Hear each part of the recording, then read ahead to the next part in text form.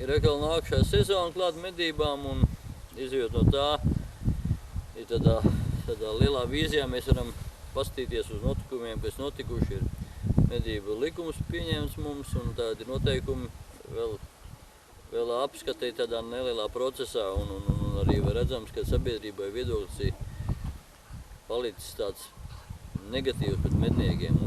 Tā vajadzētu katram medniekam sev tuvos radiniekus, draugus izstāstīt par medību lietām un par medību saimniecību kā tādu, ka tā ir saimniekošanas veids, kas ir absolūti nepieciešams un radīt tādu pozitīvāku ieskatu un priekšstatu par medniecību kā tādu, vai ne? Un no tā viss izejot, ja mēs paši izstāstīsim to visu procesu būtību, vai ne, tad arī sabiedrībā pašā radīsies viedoklis daudz pozitīvāks pret mums pašiem un arī pret medniecību kā tādu nozari.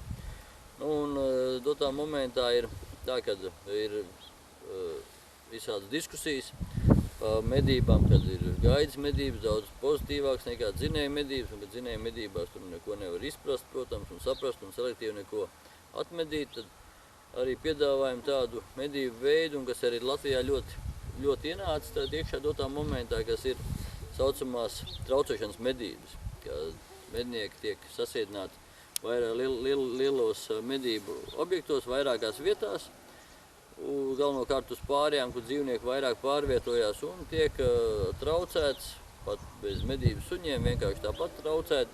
Dzīvnieki nāk tie traucētāji no vairākām pusēm iekšā tajā lielajā masīvā, un dzīvnieks vienkārši pārvietojās lēni, prātīgi, akurāti, un tas, protams, rada ļoti tādu no izvērtēšanas viedokļa ļoti pozitīvu momentu, vai ne?